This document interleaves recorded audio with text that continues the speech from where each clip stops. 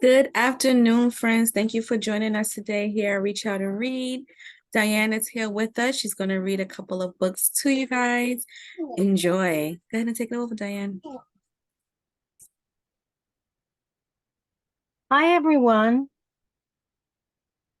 I have a couple of books here today. The first one is called Z Grows a Tree, and it's by Elizabeth Roosh, and it's published by Candlewick Press.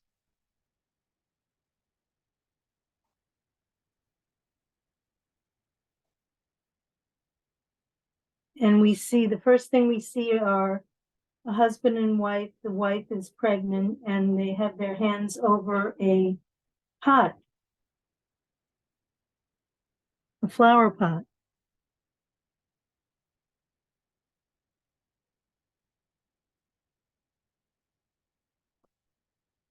Z grows a tree. One spring morning, little Z Cooper arrived in the world. The very same day, a Douglas fir seedling emerged from the soil at Cooper's Christmas tree farm.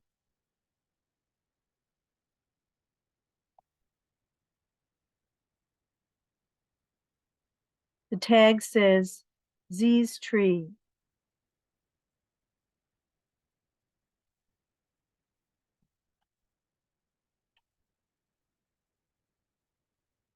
For the first months of Z's life, her mom and dad cared for her every day and night, feeding her, burping her, and changing her diaper.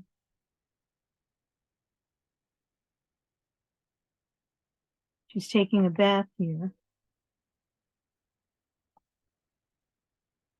Z's mom and dad cared for her little tree too, feeding it, watering it, and pulling the weeds. Together, Z and her tree grew bigger and stronger. Farm-raised Douglas firs live their first few years sheltered in a nursery where they are protected from insects, animals, and diseases that threaten seedlings in the wild. And here's the nursery with all the seedlings, the small trees.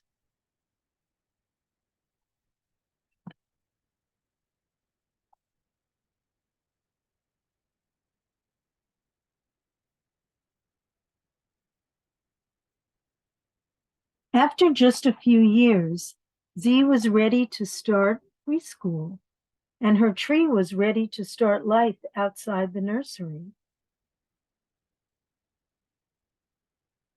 See, they're planting the seedling outside. At school, Z made new friends and learned her ABCs. In the field, her tree met new critters and experienced how the weather changed from day to day. Z took good care of her tree, and its roots stretched deep into the ground. In the first years of a Douglas fir's life, most of the changes happen underground, in the roots, which spread down and outward to absorb water and nutrients. Nutrients is another word for food or something that provides nourishment for growth.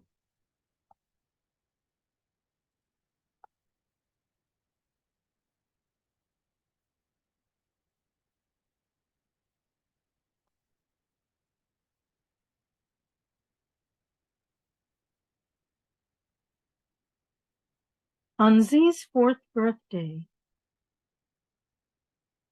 her father marked her height on the kitchen doorway. Z was shorter than the other kids in her class. Don't worry, her father said. Everyone grows at different rates. Here he's marking her height on the doorway.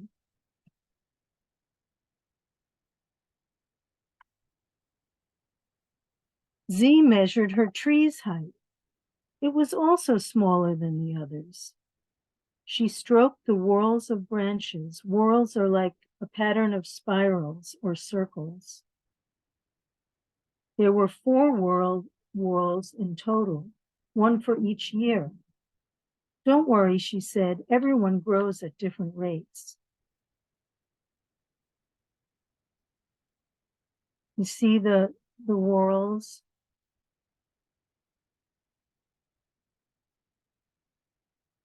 Humans grow fast for the first few years, after which their rate of growth slows.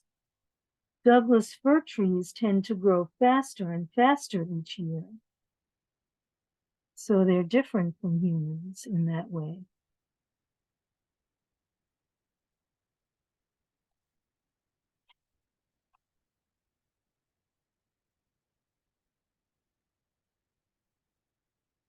When summer arrived, Z outgrew all her clothes. Z's tree grew too, reaching a foot higher in just 1 month. Z's tree was finally taller than she was.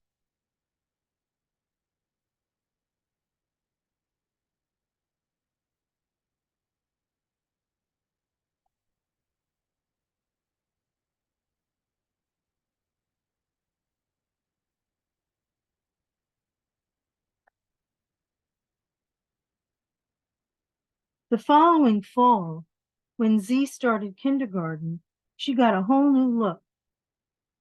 See, she's wearing a dress.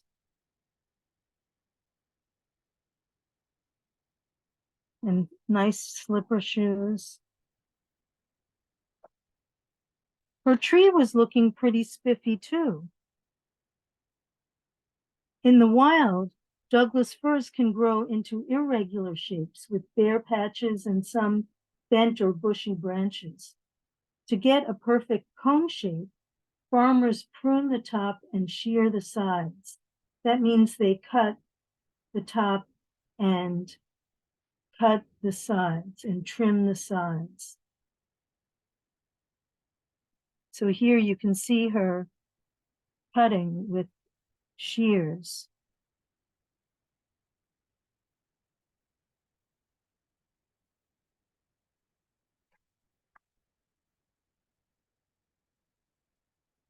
In first grade, Z learned all kinds of exciting new things. How to add big numbers, how to draw a castle, and how to juggle a soccer ball. Look at me, she said to her tree. When a heavy bird snapped off the top of Z's tree, the tree learned something new too, how to turn a branch into a new treetop. See here, the top of the tree was cut off by a bird, snapped off. But when the top of a Douglas tree fir is missing because it breaks or has been trimmed off, another branch grows up toward the sky to become the new top. This branch is called the leader. So I see a branch here that's probably going to grow up to become the new top.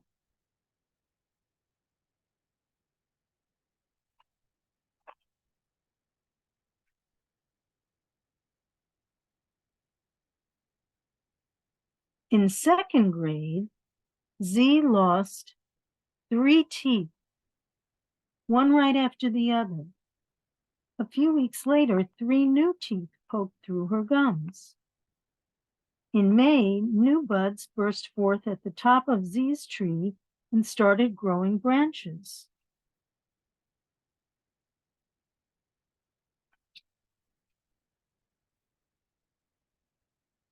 Unlike people, whose entire bodies lengthen when they grow, Douglas fir trees lengthen only from the top and the roots.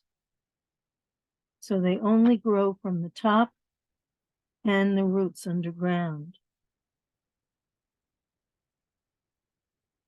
And here Z is drawing a picture of the tree and the roots.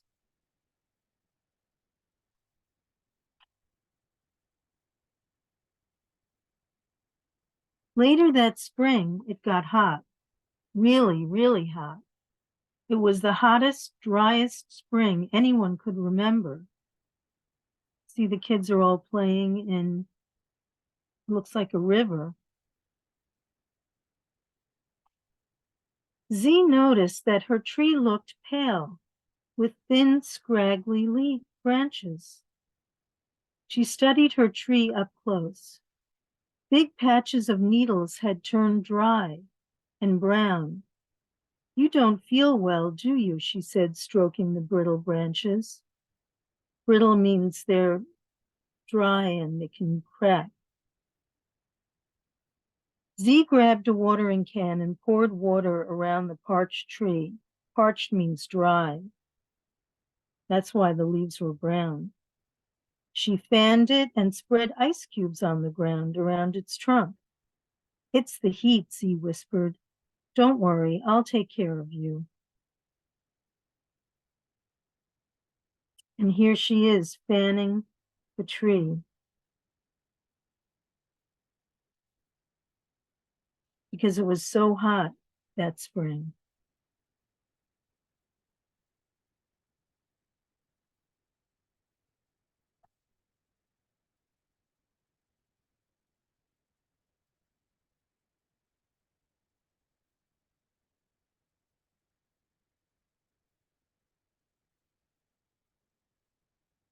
During the summer, Z lugged water to her tree every week. She camped beside it whenever she could. She even shared her freezer pops. And there she is, camping beside the tree. Can you see her with her tent? And her watering can. It's a little hard to see, but there it is.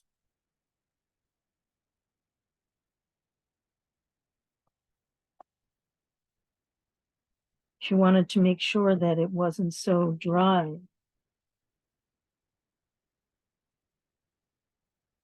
Z did everything she could to protect her tree in its weakened state. In the fall, she heaped mulch at its base to keep the ground warm and moist.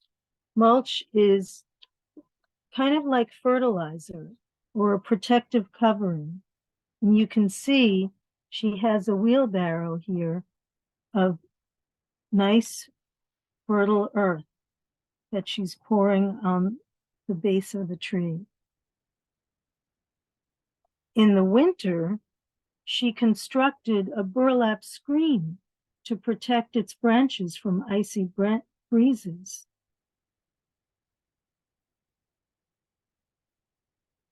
Burlap is kind of like a woven cloth.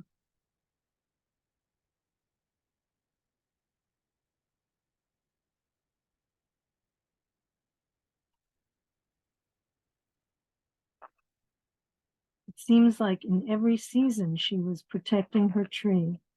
It still looks dry to me, though. It still is brown here.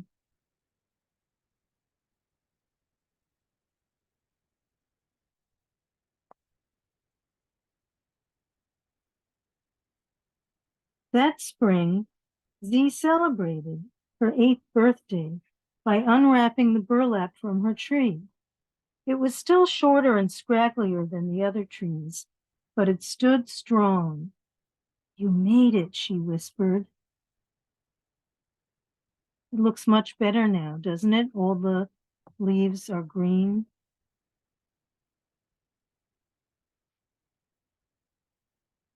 Z fed her tree. As the weeks passed, the tree grew and grew and turned a deep, rich green. She caressed its soft new needles.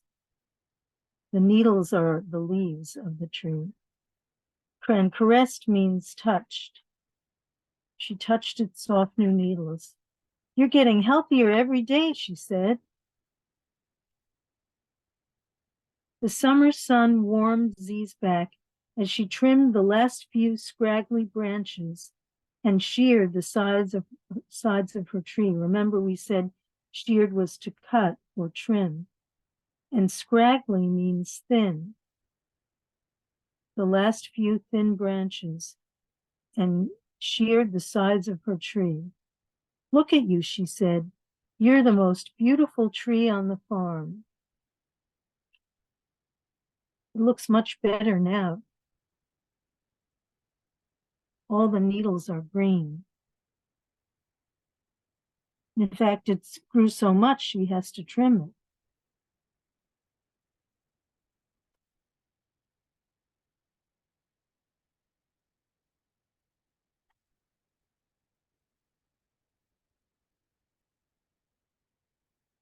That winter, Z's tree was finally old enough and tall enough to become a holiday tree. Here's a big garage that says fresh cut trees and Cooper's trees. After 7 or 8 years, a Douglas fir tree reaches between 6 and 8 feet tall, the perfect height for most Christmas trees.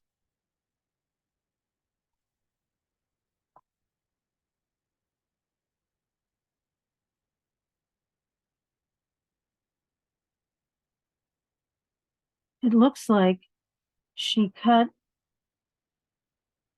her tree.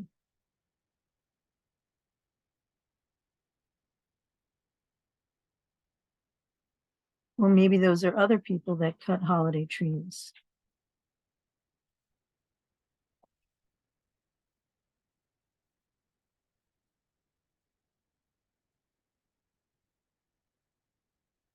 And Z was old enough and tall enough to decorate it herself all the way to the top.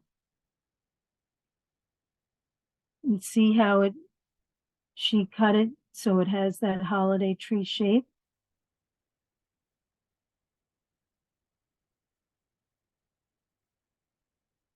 And here are her parents looking on.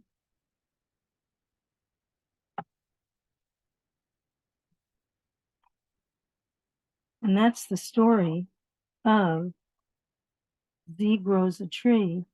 If you want more information about trees, in the back there's further reading and more information about how you can bring a tree into your house for the holidays and then take it back out so it doesn't get too warm.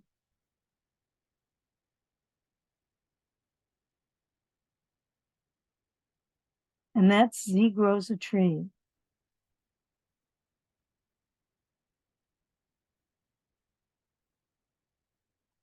My next book is very different.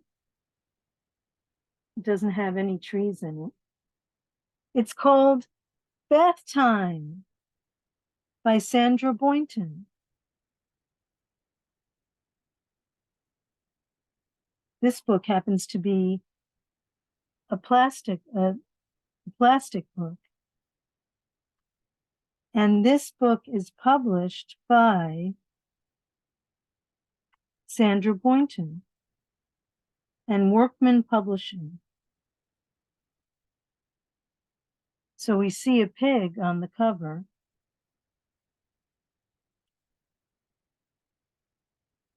Hey, hey, what do you say? It's time to take a bath today. Why do you think it's time to take a bath? It looks like this pig has gotten paint all over himself. Red, blue, yellow, and green.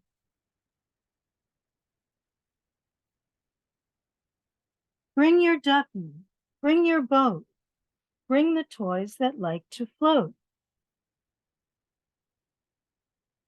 Here's the duck and the boat and a ball and a floating whale.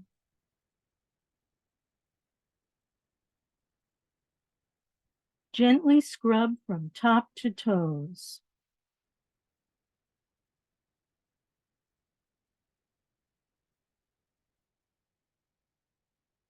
Now I kiss you on the nose. All clean. Squeak, squeak, squeaky clean.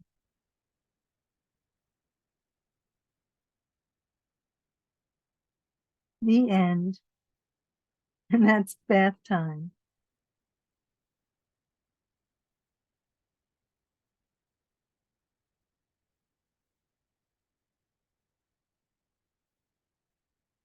You know, reach out and read. Check out the website for a list of free resources, printed and video-based, in English and Spanish, such as parent workshops, read-alouds, and educational hands-on activities for your children. And sign up to join a newsletter, which is on the website, which has updates about Reach Out and Read of Greater New York, which will be sent straight to your inbox. Reach Out and Read of Greater New York gives young children a foundation for success by incorporating books into pediatric care, that means care for children, and encouraging families to read aloud together. With a library card, you have access to lots of books to read together. In New York City, we have 3 library systems. That means there's one in almost every neighborhood. There's Queens Public Library with 63 branches, Brooklyn Public Library, and New York Public Library, which covers Manhattan, the Bronx, and Staten Island. The links to these systems are in the video. And that's it for me for today. I hope you enjoyed the books.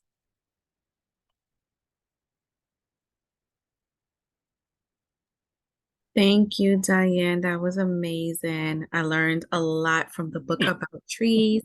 Thank you for the bath time story as well. Um, Thank you guys for joining us today. We look forward to seeing you soon. We'll see you in a few days. Bye-bye. Bye-bye.